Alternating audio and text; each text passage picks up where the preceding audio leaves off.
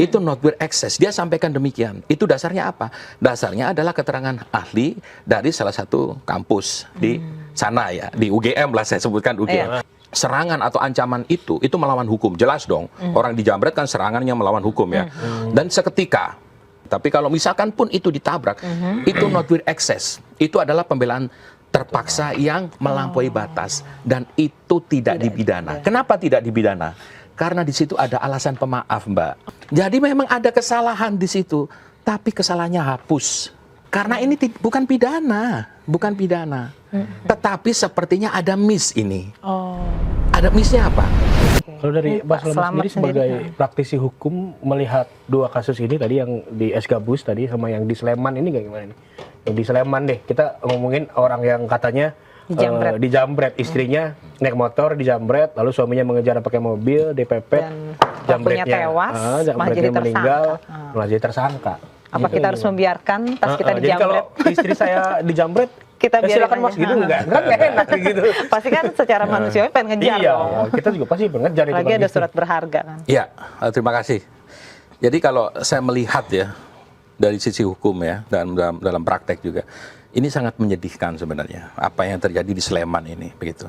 Apalagi kalau kita lihat dalam perkara ini itu bukan hanya terkait dengan kecelakaan lalu lintas, tetapi ada sebab akibatnya, ada kausalitasnya.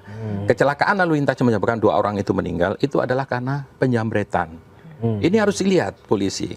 Ya, harusnya melihat dulu ada kausalitas ya. Kemudian harus dilihat juga apakah memang apa yang dilakukan oleh si penabrak ini ya memang untuk membela diri atau bagaimana. Nah, dalam perkara di Sleman ini Kapolres sendiri mengakui di media segala macam atau dia wawancara itu mengatakan bahwa apa yang dilakukan oleh Hogi Minaya itu adalah not with excess. Coba lihat deh, itu not with excess. Dia sampaikan demikian. Itu dasarnya apa? Dasarnya adalah keterangan ahli dari salah satu kampus di sana ya, di UGM lah saya sebutkan UGM. Itu mengatakan bahwa itu not with excess. Ya kan? Sudah. Di not with excess itu ditegaskan dalam pasal 43 KUHP. Dikatakan bahwa pembelaan terpaksa yang melampaui batas ya, itu tidak dipidana. Tidak dipidana, asalkan ada beberapa syarat. Salah satu syaratnya apa? Salah satu syaratnya adalah serangan atau ancaman itu melawan hukum, jelas dong. Orang dijamret kan serangannya melawan hukum ya. Dan seketika begitu jambret, potong pakai karter, kabur kan, tasnya dibawa. Itu seketika, ya. Dan kemudian dari si Hogi Minayanya ini, dia karena ada guncangan jiwa yang hebat, ya, guncangan jiwa yang hebat, ada amarah, ada emosi, ya.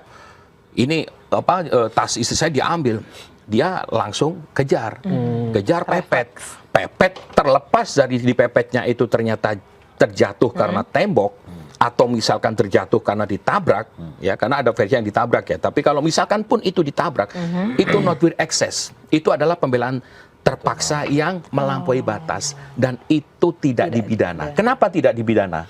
Karena di situ ada alasan pemaaf, Mbak. Ada alasan pemaaf, Mas. Di situ ada alasan pemaaf. Maksudnya apa alasan pemaaf? Jadi memang ada kesalahan di situ, tapi kesalahannya hapus. Karena penyebabnya tadi. Makanya itu sebenarnya perkara ini, kalau di awal penyelidikan itu kepolisian Sleman, ya, penyelidikan sudah memeriksa ahli dan mengatakan bahwa itu not with excess, harusnya tidak dinaikkan ke penyidikan. Karena ini bukan pidana, bukan pidana. Tetapi sepertinya ada miss ini. Ada missnya apa? Missnya orang menganggap bahwa kalau pembelaan diri yang melampaui batas itu dipidana. Itu yang nggak benar. Makanya mohon maaf ini.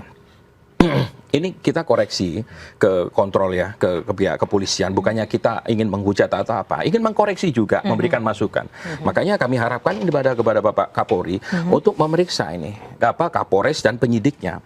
Kenapa ketika satu perkara dikatakan bahwa ini adalah not with excess, tetapi masih dilanjutkan, harusnya berhenti sebelum naik penyidikan. Atau kalaupun perkara itu sudah naik penyidikan, ingat gak perkara tahun 2022? Amak Sinta yang dia ngelawan begal, akhirnya begalnya meninggal 2 orang. Itu perkara Polres ditarik ke Polda NTB, Dan itu perkara di SP3 loh, Mbak. Perkaranya di SP3 karena Udah sudah ada naik kasus yang penyidikan. sejenis ya. Betul. Harusnya mirip-mirip kayak gitu. Makanya Bisa itu jadi pedoman. harusnya kepolisian itu tidak tidak serta-merta ya. Ketika orang katakanlah diambil karena ini ada korban meninggal, karena dalam perkara pidana itu ketika ada korban meninggal itu belum tentu pidana.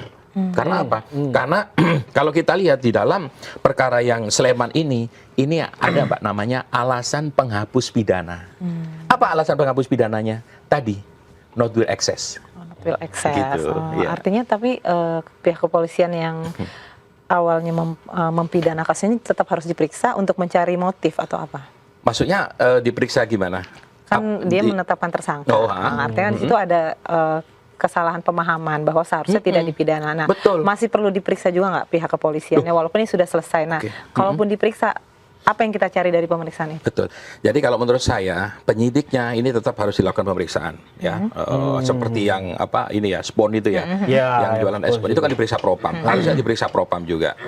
Kenapa diperiksa propam? Kenapa kok bisa jadi begini? Dikatakan ini not will access yang harusnya tidak dipidana, perkaranya berhenti, ya.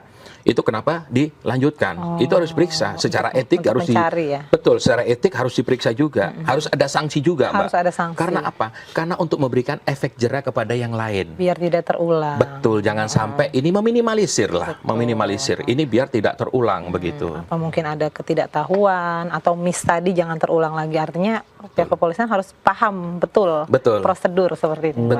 Betul sekali. Okay. Aku mau ngomong ke Pak Edi nih soal berulang kali dari zamannya Presiden Joko Widodo, lalu Kapolri juga pernah bilang, Jaksa Agung juga bilang soal sense of crisis dalam penanganan pidana gitu loh. Penegak hukum diupayakan memiliki sense of crisis, melihat dari segala sisi gitu dan mengutamakan rasa. Bijak, bijak, mengutamakan rasa dan tanggap gitu. Tanggapan Mas Edi sendiri bagaimana? Ya, tentunya memang saya kira tadi saya sampaikan juga bahwasanya memang seorang penyidik itu ya, penyidik, penegak hukum, dia harus betul-betul smart ya, artinya memang dia pintar ya, kemudian juga tentu tidak hanya kalau di istilah apa di kuliah ada namanya kacamata kuda ya, tidak demikian, terlalu kaku, ya, tidak kaku ya.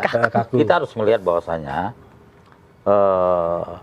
apa namanya ini perlu nggak harus proses hukum ya, karena menurut saya tidak semua harus dilakukan, semua kasus itu harus proses hukum, tidak demikian ya, karena ada beberapa kasus sebetulnya yang seharusnya tidak harus ke pengadilan, tetapi dipaksakan ke pengadilan, itu yang susah.